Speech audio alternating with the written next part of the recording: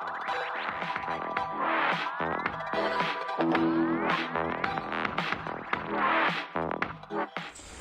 pagi rekan-rekan Teruna, apa kabarnya? Yang pasti luar biasa. Rekan-rekan, kembali lagi kita dalam Barabes. Sebelum kita memulai, mari kita satu dalam doa, kita berdoa. Puji dan syukur Tuhan untuk penyertaan di sepanjang hari ini. Tuhan, kami akan membaca dan merenungkan firman-Mu. Tolong memberkati apa yang kami baca dan renungkan ini menjadi pedoman kami di hari lepas hari. Terpujilah Kristus, amin.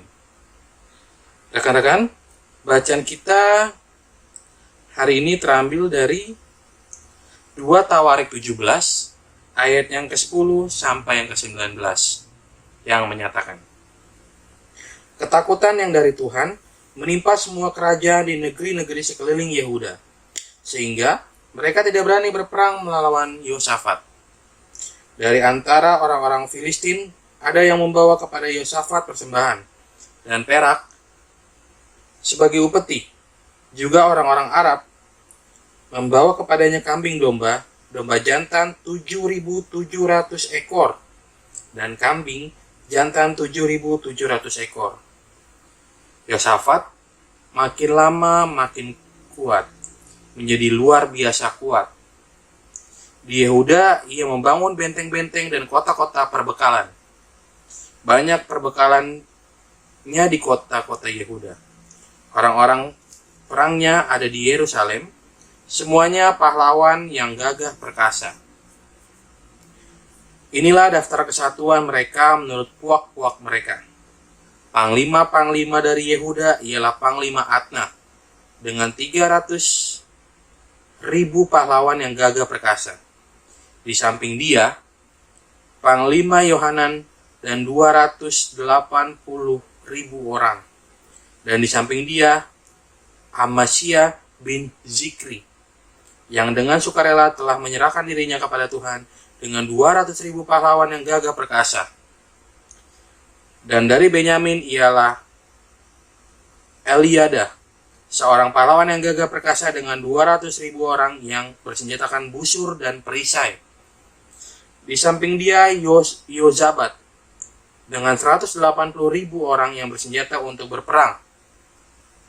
Mereka itulah yang bertugas pada raja, selain daripada mereka yang ditempatkan raja di kota-kota yang berkubu di seluruh Yehuda. Dan demikian pembacaan firman Tuhan. Terpujilah Kristus. Haleluya. Ya, rekan-rekan, pada bacaan kita pagi ini ada tokoh yang dimaksud dalam Alkitab ini, yaitu Yosafat. Yosafat ini siapa? Latar belakangnya apa? Baik, Yosafat ini adalah Raja Yehuda yang keempat. Selama 25 tahun dia memerintah sebagai raja, Yosafat berhasil membuat penduduk Yehuda hidup dengan aman dan sejahtera. Ya.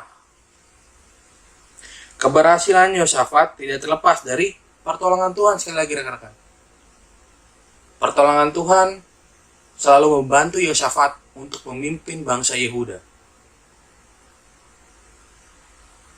Jadi, Tuhan menimbulkan rasa ketakutan dari kerajaan-kerajaan sekitar. Sehingga mereka tidak berani berperang melawan Yosafat. Tuhan melindungi Yehuda karena Yosafat sebagai raja setia mencari dan mengandalkan Tuhan. Setia dan mencari bahkan mengandalkan Tuhan. Hal ini mengingatkan kita semua bahwa Tuhan tidak akan mempermalukan setiap orang yang mencari dan mengandalkannya.